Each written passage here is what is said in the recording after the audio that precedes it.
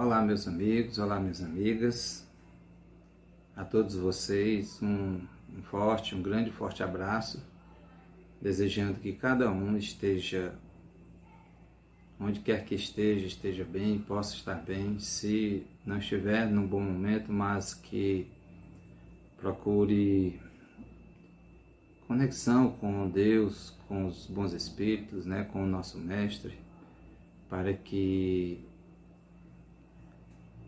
essa inquietação, esse momento difícil possa ser superado com serenidade, com sabedoria.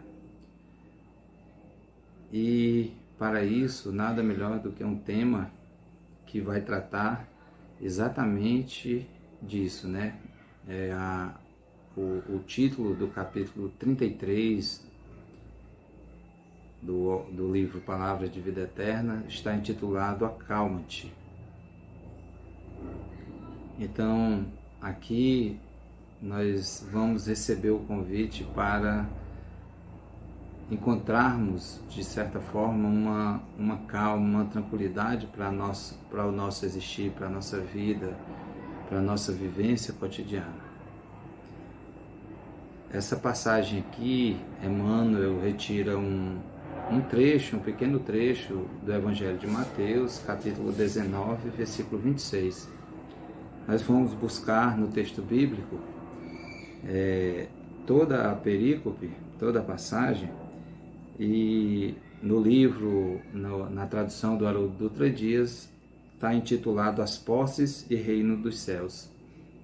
Além dessa passagem aqui em Mateus, ela também está em Marcos, capítulo 10, versículos de 23 a 31, e em Lucas, capítulo 18, versículos de 24 a 30.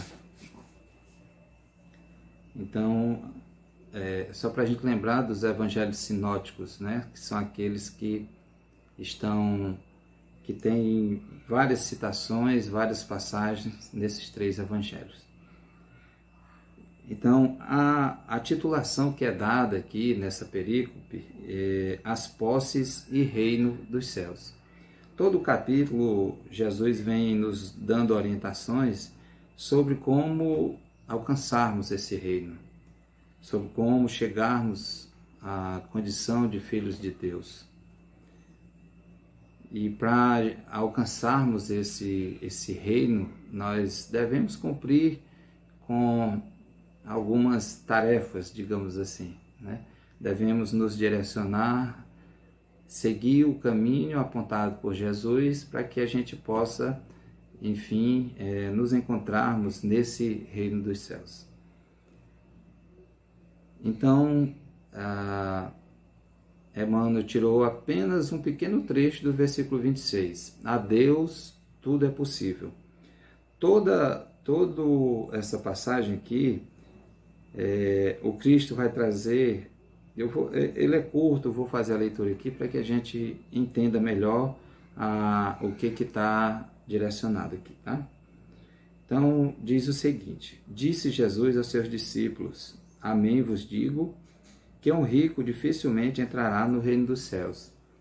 Novamente vos digo, é mais fácil um camelo passar pelo buraco de uma agulha do que um rico entrar no reino de Deus.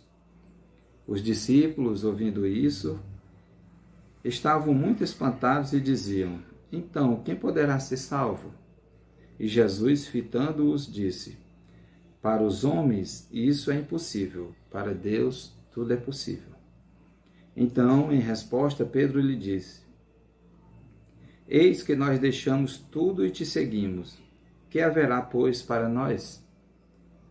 E Jesus lhe disse: Amém vos digo que vós, que me seguistes no renascimento, quando o Filho do Homem se assentar no trono de sua glória, também vos assentareis sobre 12 tronos para julgar as 12 tribos de Israel.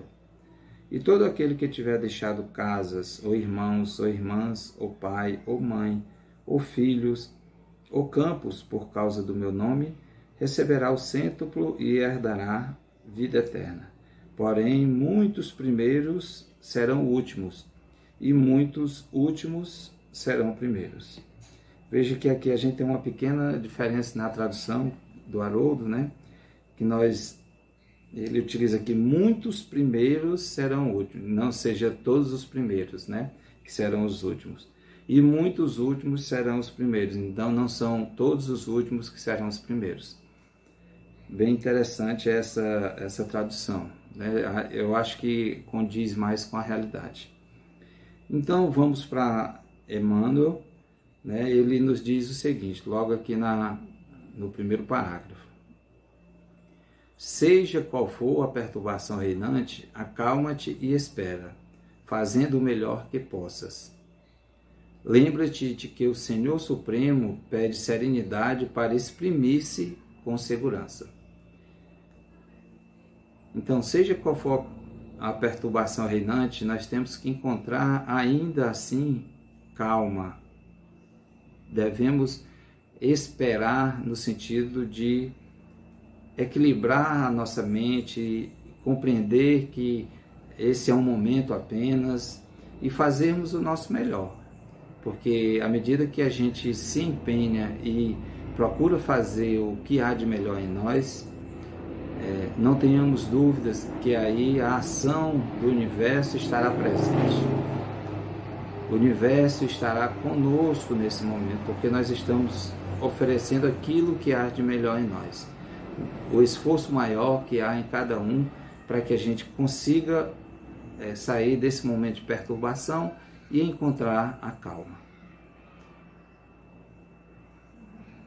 Lembra-te de que o Senhor Supremo pede serenidade para exprimir-se com segurança. Então, se nós estivermos atribulados e desesperados, em total desequilíbrio, fica mais difícil a gente encontrar essa relação com Deus, a gente encontrar essa presença divina em nós, né? E aí nós não teremos capacidade de encontrar essa serenidade, porque nós estaremos muito aflitos, muito aflitos,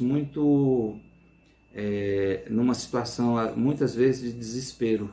E quando assim agimos, né, a gente perde o equilíbrio emocional e acaba que a gente passando, não percebendo as possibilidades que existem diante de cada problema, de cada dificuldade que ora estejamos enfrentando. A terra que te sustenta, o lar, é uma faixa de forças tranquilas. Ele está dizendo que o nosso planeta, apesar de toda a nossa intemperança, né, de todo o mal que é produzido pela humanidade, mas ainda assim o planeta em si é um lar de forças tranquilas, né? Então há equilíbrio em toda a natureza, há um equilíbrio espetacular, né, no nosso planeta. Esta terra que nos abriga, que nos recebe, para que a gente se disponha a seguir um caminho diferente do que o que já fizemos em diversas oportunidades anteriores, é um local de tranquilidade, de equilíbrio em todas as leis, né? O fruto que te nutre representa um ano inteiro de trabalho silencioso da árvore generosa. E aqui ele vem falar desse equilíbrio, né? Dessas forças tranquilas. Então, quantas e quantas árvores não nos dão alimentos, né? Agora mesmo, há pouco tempo, a gente estava após a refeição, né, do meio-dia, o almoço, e aí a gente, falando, eu aqui na casa de minha sogra, com uma cunhada e meu sogro, e uma outra cunhada, e aí a gente falando, depois foi comer uma fruta, e falando do sabor da fruta, a fruta que a gente se referia era a manga, né? Que é uma fruta de um sabor assim inigualável. E tudo isso é obra da natureza, né? Isso é obra de Deus, que nos oferece as condições para que a gente se mantenha aqui no corpo físico, com a alimentação que seja adequada, para que a gente se mantenha e passe o maior tempo possível aqui, não somente vivendo de qualquer modo, mas com o objetivo de que a gente possa nutrir também a nossa alma, nutrir o nosso espírito, que a gente encontre em Deus, encontre nas Escrituras, encontre no estudo da doutrina espírita as condições, as razões para que haja esse encontro e essa presença de Deus em nós. Cada dia que se levanta é convite de Deus para que Ele atendamos à obra divina em nosso próprio favor. Olha a grandeza, a gente vai atender à obra divina, mas em grande parte em nosso próprio favor. Porque o aprendizado inicial, primeiro, é para cada um de nós, né? Cada ação nossa que a gente se julgue que está fazendo bem, na verdade, a gente está fazendo bem para outro, na verdade, a gente está fazendo bem para nós mesmos. Porque nós somos os primeiros beneficiados nessa prática amorosa. Da mesma forma que também seremos os primeiros beneficiados quando cometemos algum engano. Se te exaspera, não lhes assimilas o plano. Ou seja, se eu estou desequilibrado, eu não consigo compreender, vislumbrar o que está planejado. Se te afeiçoas à gritaria, não lhe percebes a voz. Só gritos, né? Discussões, por vezes palavrões, um desequilíbrio total. E aí a gente não consegue ouvir nem nossa própria voz, né? E muito menos a voz de Deus. A gente ouve os gritos, os apupos, né? A gritaria, o desespero. Mas a voz consciencial, a voz de Deus, ela não... Nesse momento a gente fecha todas as portas para que ela chegue até nós. Conserva-te, pois, confiante, embora a preço de sacrifício. Essa confiança ela tem que existir, inclusive, nesses momentos delicados.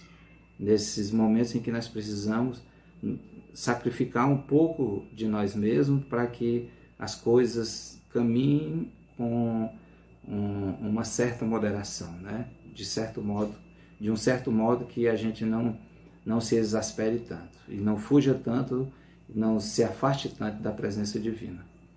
De certo, encontrarás ainda hoje corações envenenados que destilam irritação e desgosto, medo e fel. Encontramos, na verdade, todos os dias no nosso caminhar, situações desse modo. Ainda mesmo que te firam e apedrejem, aquieta-te e abençoa-os com a tua paz. Veja, ama o teu próximo, né, como a ti mesmo. O Cristo veio nos trazer dizer para nós que a gente tem que aprender a amar o nosso próximo, como a nós mesmos. Daí a necessidade que a gente aprenda a nos amar, que a gente verdadeiramente nos ame, que a gente passe a ter respeito por nós mesmos, né? Porque à medida que a gente tem sim esse autoconhecimento, a gente se autopercebe, sabe das nossas virtudes e das nossas fraquezas, a gente tem uma possibilidade maior de amar o nosso próximo, de compreender o erro do nosso próximo, porque nós também cometemos erros. E aí nós queremos a perfeição do outro sem que nós a tenhamos. Os desesperados tornarão a harmonia, ou seja, quando a gente se aquieta, ainda mesmo que te firam e apedrejem, aquieta-te e abençoa-os com a tua paz. Então, à medida, quando nós temos essa percepção de aquietar o coração, a mente, e abençoar aquele que nos fere, os desesperados tornarão a harmonia. Aqueles que estão em desequilíbrio, em desarmonia, retornarão à harmonia. Os doentes voltarão à saúde. Os loucos serão curados, os ingratos despertarão. Mas tudo isso vai acontecer assim, como num passe de mágica? Simplesmente a gente conseguir encontrar esse equilíbrio emocional e dirigir isso para as pessoas e aí de repente vai transformar tudo? Certamente que não, nós não temos esse poder ainda de transformação. Isso é uma ação, o Cristo sim, tem esse poder de transformação. E aí a gente tem que lembrar que nós estamos aqui como representantes dele. Se nós nos dispomos a ser seus seguidores, os apóstolos da atualidade, por meio da abençoada doutrina dos Espíritos, então nós estamos aqui para difundir essa mensagem dele.